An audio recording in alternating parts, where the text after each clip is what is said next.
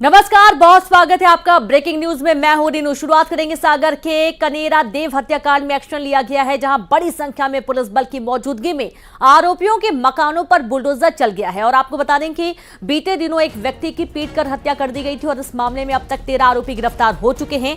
फिलहाल अभी एक फरार है जिसकी तलाश की जा रही है। तो देखिए, बुलडोजर एक्शन लिया गया। एक्सक्लूसिव तस्वीर आपको दिखा रहे हैं कनेरा देव हत्याकांड मामले में। ये एक बड़ा एक्शन की जो तस्वीर है वो आपको दिखाई जा रही है। आरोपियों के मकान पर बुलडोजर चला है। 13 आरोपियों को गिरफ्तार किया गया, एक अभी भी फरार है जिसकी तलाश की जा रही है। सागर का पूरा मामला है। एक युवक की पीट कर बेरहमी से हत्या कर दी गई थी। इस पूरे मामले में अब एक्शन की जो तस्वीरें आप टीवी स्क्रीन पर देख पा रहे हैं, एक्सक्लूसिव तस्वीरें, जब एक बार फिर बुलडोजर कार्रवाई की गई है। जैसा कि आप देख रहे हैं, ये मस्तराम गोष्ठी के द्वारा जो है अनाधिकृत जो है मैरिज गार्डन का जो है निर्माण किया गया था। दुकानों का भी निर्माण किया गया था। उनके द्वारा जो निर्मित जो है अनाधिकृत जो हिस्सा है वो पति जुड़ गए हैं। पंकज, 13 आरोपी गिरफ्तार, एक फरार, और देखा जा रहा है कि कनेरा देव हत्याकांड मामले में बुलडोजर एक्शन लिया गया।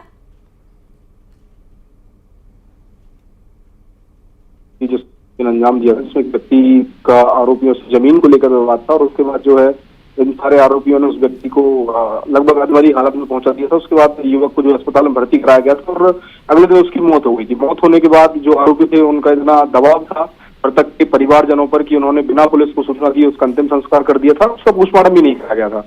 लेकिन उसके बाद पुलिस को जो है पूरे घटनाक्रम की जानकारी मिली। उसके बाद पुलिस हरकत में आई, आरोपियों को जो है गिरफ्तार किया गया, उनसे सीसीटीवी वगैरह जो डीवीआर थी वो सब जब्त की गई। और उसके बाद जो है आज इनके जितने भी अवैध मकान और दुकान वगैरह जमीन जितनी भी थी उनको सब प्रशासन ने जो 10 दिन में चिन्हित किया। और उसके बाद आज लगातार जो उन पर कार्रवाई की जा रही है। इसी क्रम में जो चालीसा बिल्डर के नाम से ये जाने जाते हैं नेता है मस्तराम घोसी, इनके परिवार पर जो है जितनी भी इनकी संपत्ति थी उनको निस्तनाबूद करने की कार्रवाई पुलिस और जिला प्रशासन द्वारा की जा रही है। बहुत शुक्रिया आपका जानकारी के लिए। तो आप देखिए कि अब बुलडोजर की कार्रवाई की जा रही है। आरोपियों के मकान पर चला प्रशासन का बुलडोजर।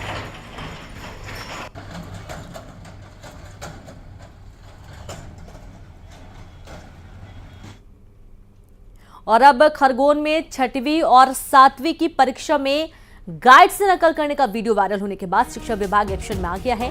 जिला शिक्षा अधिकारी ने संबंधित प्राचार्य को नोटिस जारी करते हुए जांच के बाद कार्रवाई का आश्वासन दिया।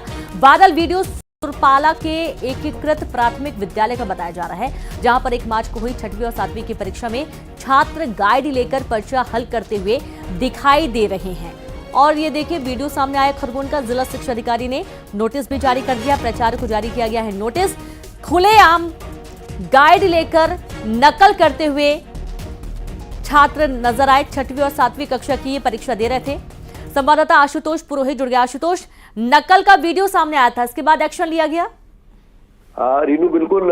ये खरगोन जिले का सुरपाला है। यहाँ पर 6वीं और 7वीं के जो बच्चे हैं, आप हमारे न्यूज 18 के विजुअल में देख सकते हैं किसी प्रकार से टेबल पर ही नकल कर रहे हैं। उसके बाद जब ये वायरल वीडियो हुआ, उसके बाद कुछ ग्रामीणों ने शिकायत की तो जिला शिक्षा अधिकारी जो है उन्होंने संबंधित प्राचार्य को नोटिस दिए और जांच के आदेश दिए। रीनू, मैं बताना चाहूंगा कि 1 मार्च की परीक्षा बताई जा रही है। 6वीं 7वीं का पेपर था और उसके बाद उसमें खुलेआम नकल चल रही थी। और गाइड रख के बच्चे जो है नकल कर रहे थे। वहां पे जो है स्टाफ भी मौजूद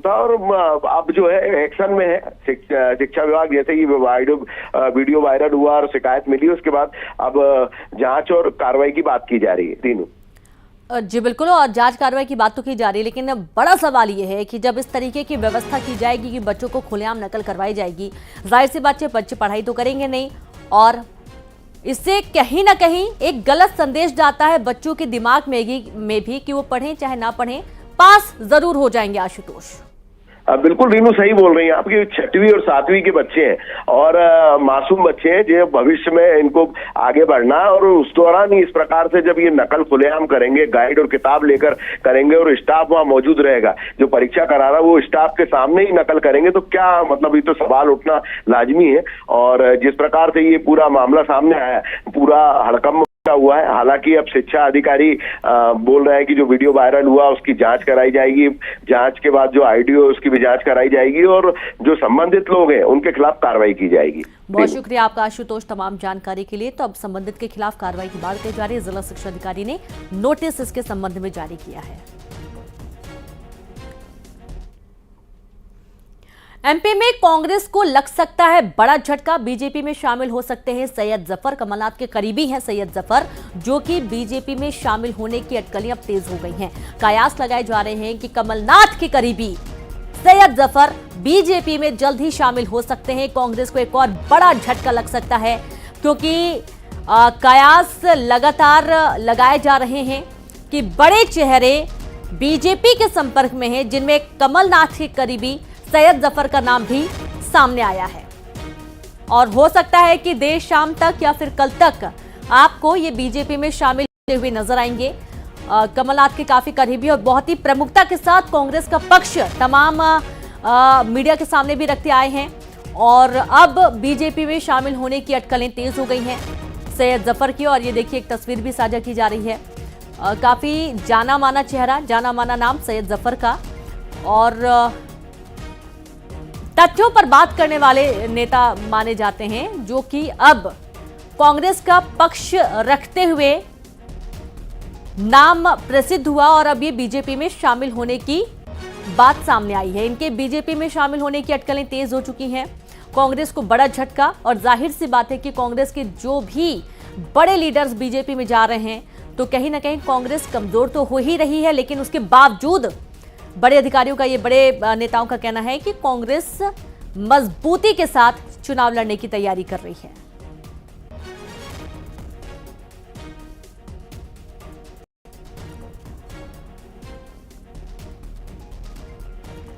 तो कांग्रेस को एक बार फिर से बड़ा झटका लग सकता है, क्योंकि कमलनाथ के करीबी सैयद जफर बीजेपी में शामिल हो सकते हैं।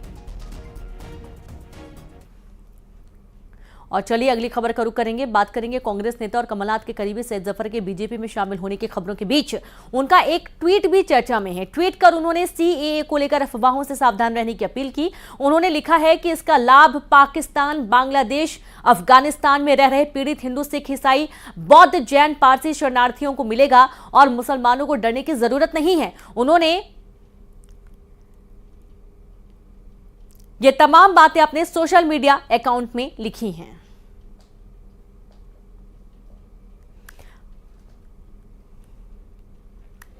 तो उन्होंने लिखा कि सीएए से हिंदुस्तान में रह रहे किसी भी धर्म, जाति के किसी नागरिक की नागरिकता नहीं जाएगी और हिंदुस्तान में रह रहे किसी को भी दिक्कत नहीं होगी। सैयद जफर का ये सोशल मीडिया एक्स पर पोस्ट आया है, जिसमें उन्होंने अफवाहों से सावधान रहने की अपील की है। सीएए से मुसलमानों को डरने की जरूरत नहीं, हिंदुस्तान में रह रहे किसी को भी कोई दिक्कत नहीं होगी। उन्होंने सीएए को लेकर ये मुद्दा उठाया अपने सोशल मीडिया पर और इसका पक्ष रखते हुए उन्होंने ये कहा है कि अफवाहों से लोगों को सावधान रहने की जरूरत है।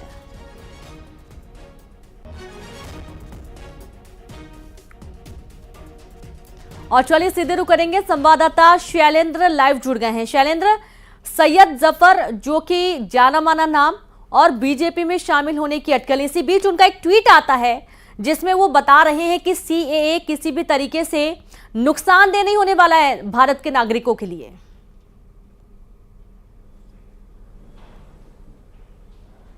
देर बाद सैयद जफर बीजेपी में शामिल होने वाले हैं। बाकायदा बीजेपी नेताओं की तरफ से एक प्रेस कॉन्फ्रेंस आयोजित की गई, उसके माध्यम से वो सैयद जफर यहां पर अब शामिल होने वाले हैं। उनके अलावा अगर बात करें तो आलोट विधानसभा के भी कुछ कांग्रेस के कार्यकर्ता हैं जो बीजेपी का दामन थामने जा रहे हैं, जो अब से कुछ देर बाद प्रदेश अध्यक्ष वी डी शर्मा के सामने वो जो बीजेपी का दामन थामेंगे। और जिस बात का आपने जिक्र किया, बिल्कुल ठीक बात है। कांग्रेस जिस तरीके से लगातार सीए को लेकर सवाल खड़ी कर रही है, लेकिन सैयद जफर की तरफ से जो ट्वीट किया गया उसमें साफ तौर पर यह कहा गया है कि अफवाहों से बचने की आवश्यकता लगता है किसी तरह की अफवाहों में ना पड़े। जो भारत के नागरिक हैं उनको किसी तरह की नागरिकता जाने का कोई दिक्कत नहीं है। जो बाहर से जो लोग हैं, खासकर जो पाकिस्तान हो या फिर जो दूसरे अन्य देशों में जो अल्पसंख्यक रह रहे हैं, खासकर चाहे वो हिंदू हो, पारसी हो, जैन हो या सिख हो, इन सभी को भारत की नागरिकता मिलने में कहीं ना कहीं सहूलियत मिलेगी। ये ट्वीट जो है उनका सामने आया है और जिस तरीके से अब ये कयास जो लगाए जा रहे थे कि वो बीजेपी में शामिल हो सकते हैं, वो उन पर पूरी तरीके से विराम लग गया और अब से कुछ देर बाद में बीजेपी में शामिल हो सकते हैं। देखिए, मैं बता दूं, सैयद पूर्व पीसीसी चीफ के बेहद करीबी माने जाते हैं और वो छिंदवाड़ा से ही आते हैं और ऐसे में लगातार ये देखने में आ रहा है कि छिंदवाड़ा से तमाम जो कार्यकर्ता हैं एक एक करके जी बिल्कुल। और हमारे रोकना चाहेंगे आपको शैलेंद्र, कांग्रेस से हमारे साथ अभिनव जी जुड़ गए हैं। अभिनव जी, एक तरफ तो देखा ही जा रहा है कि सैयद जफर कमलनाथ के काफी करीबी और बीजेपी में जाने की अटकलें, पहले तो ये स्थिति साफ करिए और दूसरा ये कि आप सीए के पक्ष में भी बात करते हुए नजर आ रहे हैं सोशल मीडिया पर। देखिए, सबका अपना अपना सोचना होता है और सैयद जाफर कोई नए नहीं है कांग्रेस में। एनएचयूआई से काफी समय दिया और उन्होंने 20 साल से 22 साल से हम लोग देख रहे हैं, हमारे साथी रहे हैं। लेकिन देखिए, अभी इस समय जो दौर चल रहा है, सिंगल कोई 7-8 लोगों के साथ जा रहा है, कोई अकेले जा रहा है, सैयद जाफर जी भी जा रहे हैं। लेकिन ये चीजें इसलिए हो रही है कि शायद उनके अंदर उनकी भावना या कुछ बातें आहत हुई हो, उनको कोई दुख हुआ हो, क्योंकि पार्टी में तो उनको बराबर तवज्जो मिली, बड़े बड़े पद पर रहे वो शुरू से लेके और अभी तक। तो ये उनका निजी मामला हो सकता है, पार्टी से उनका कोई भी लग नहीं रहा है कि उनको कोई दुख दिया हो या कुछ ऐसा हो। क्योंकि आप देखेंगे अभी जो दौर चलता है चुनाव के समय पे आने जाने का, वो पहले भी आपने देखा होगा जब विधानसभा चुनाव चल रहे थे तो समंदर पटेल 5000 गाड़ियों के साथ 10,000 लोगों के साथ आ रहे थे। वहीं भंवर सिंह शेखावत जी हो, दीपक जोशी जी हो, पूर्व मंत्री, तो ये तमाम लोग जब आए थे तो लाभ लश्कर के साथ आए थे और भोपाल की सड़कें जाम हो गई थी। लेकिन आज आप स्थिति देखेंगे, ये एक इवेंट जो रोज हम देख रहे हैं, 2-4 लोगों को खड़ा करके गमछा पहनाने का बीजेपी का, वो समझ से परे है। और जनता भी इसको अपने खुली आंखों से देख रही है कि भारतीय जनता पार्टी जो कर रही है अभी, वो सिर्फ और सिर्फ एक दिखावा टाइप है।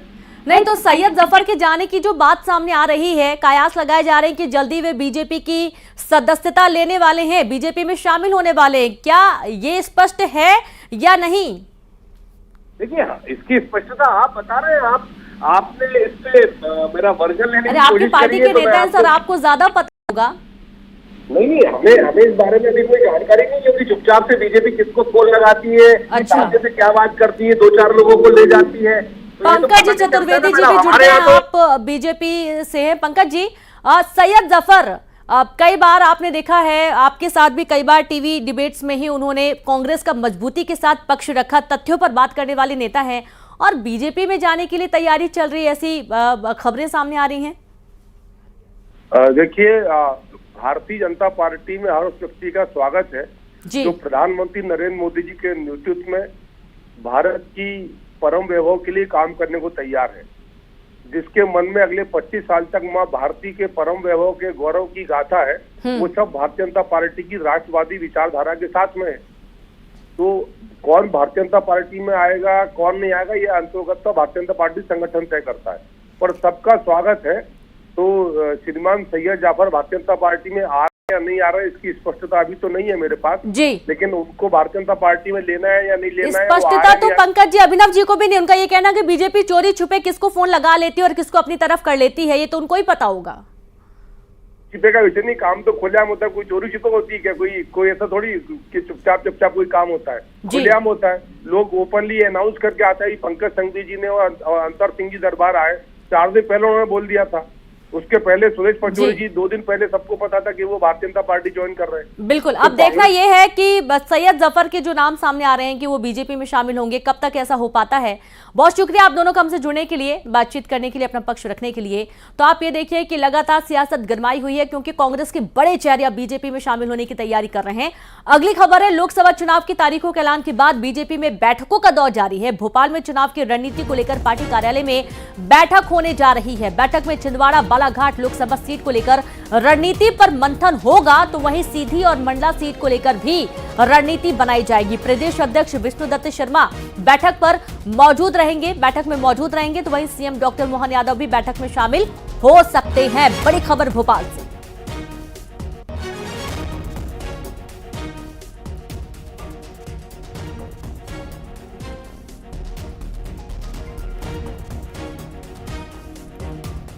और चलिए सीधे रुख करेंगे, संवाददाता शैलेंद्र जुड़ गए हैं। शैलेंद्र, 18 सीटें हैं जिस पर अभी घोषणा करना बाकी है कांग्रेस को। उम्मीदवारों को लेकर कांग्रेस की स्क्रीनिंग कमेटी की बैठक 3 दिनों से लगातार जारी है और अभी नाम तय हुए नहीं है या तय हो चुके हैं। कब तक ये नामों की घोषणा हो पाएगी शैलेंद्र?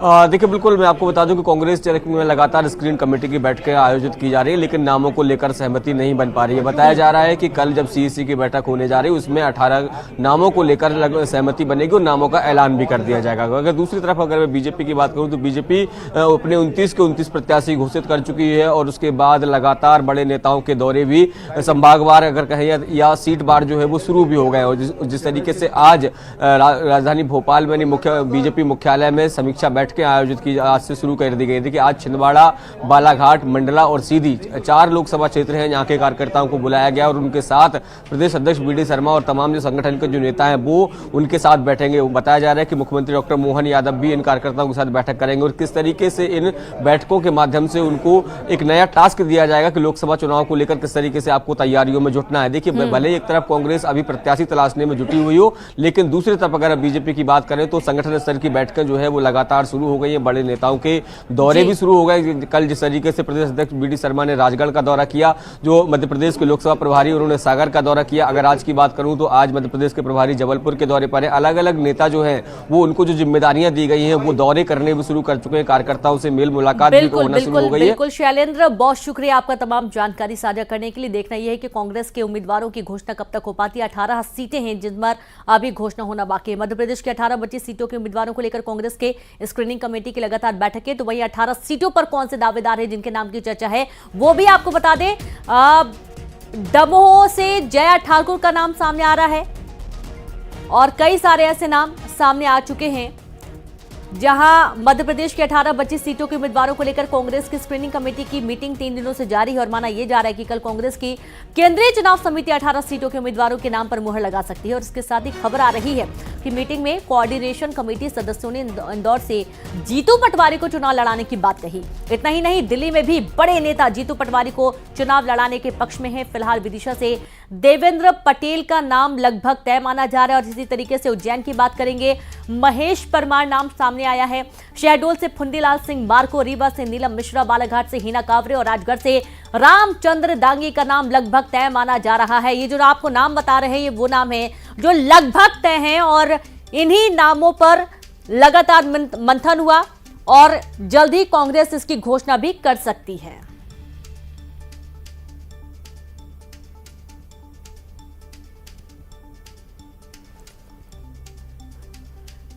तो देखिए कि एमपी में 18 सीटों पर कौन कौन से दावेदार हैं उसकी भी आपको एक सूची हम दिखा रहे हैं, तस्वीर के साथ दिखा रहे हैं। जहां गुना से वीरेंद्र रघुवंशी, भोपाल से श्याम सुंदर श्रीवास्तव कांग्रेस के संभावित प्रत्याशी हो सकते हैं। दमोह से डॉक्टर जया ठाकुर का नाम सामने आ रहा है। तो वहीं सागर की बात करेंगे, यहां से भूपेंद्र सिंह को चुनावी मैदान में कांग्रेस उतार सकती है। नर्मदापुरम की बात करेंगे, नरसिंहपुर में संजय शर्मा का नाम सबसे आगे रेस में। फुंदेलाल सिंह मार्को को शहडोल से चुनावी मैदान में ताल ठोकने के लिए तैयार किया जा रहा है। विदिशा रायसेन से अनुमा आचार्य का नाम सामने आया है।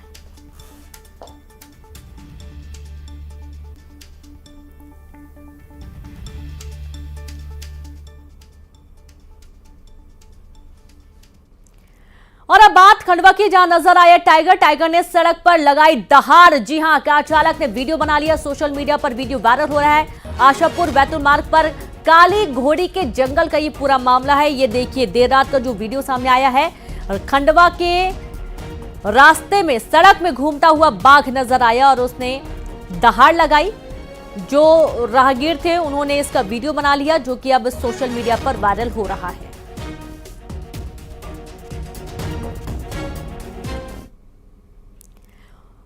और अब एक बड़ी जानकारी दे दें कि मध्य प्रदेश में जो अवैध कॉलोनियां हैं वो वैध नहीं होंगी। जी हां, अवैध कॉलोनी बनाने वालों पर अब रासुका की कार्रवाई की जाएगी। अवैध कॉलोनी बनने पर अधिकारी भी जवाबदेह होंगे। आखिरकार अवैध कॉलोनी का निर्माण हुआ कैसे, यहां पर लोग बस कैसे गए, इसका जवाबदेह अधिकारी होंगे। अवैध कॉलोनियों को लेकर आने जा रहा है नया कानून और अवैध कॉलोनियों को वैध करने की जो बात कही जाती थी अब ये बिल्कुल सिरे से खारिज समझिए, क्योंकि अवैध कॉलोनियों को वैध नहीं किया जाएगा बल्कि इनके खिलाफ रासुका की कार्रवाई होगी। तो कॉलोनाइजर्स पर होगी एनएसए की कार्रवाई, अवैध कॉलोनियों पर एक्शन लिया जाएगा और एक बड़ी तादाद है, बड़ी श्रृंखला है जो कि अवैध कॉलोनियां बनी हुई हैं और यहां पर बड़े बड़े लोग रहते हैं, कब्जा करके रखा हुआ एक तरीके से देखा जाए तो वहीं रासुका की कार्रवाई के लिए तैयारी अब चल रही है। नए कानून के तहत अब एक्शन लिए जाने के बाद एमपी में जितने भी अवैध कॉलोनियां होंगी उनको वैध नहीं किया जाएगा, बल्कि इनके खिलाफ अब रासुका की कार्रवाई होगी। अवैध कॉलोनी बनने पर अधिकारी भी जवाबदेह होंगे कि आखिरकार इतनी बड़ी कॉलोनी का निर्माण हो कैसा गया। अवैध कॉलोनियों को लेकर आने जा रहा है नया कानून और इस नए कानून के अंतर्गत कार्रवाई की जाएगी, एक्शन लिया जाएगा।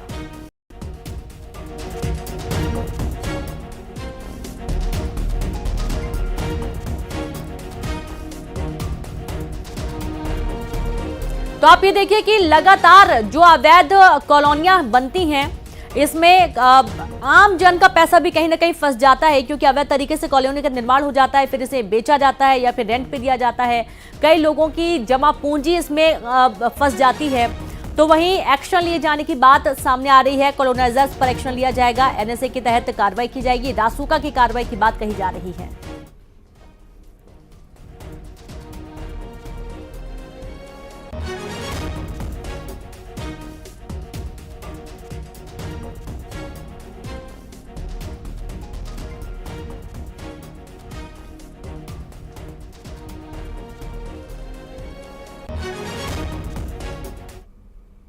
और चलिए अब एक नजर चुनाव 24 पर।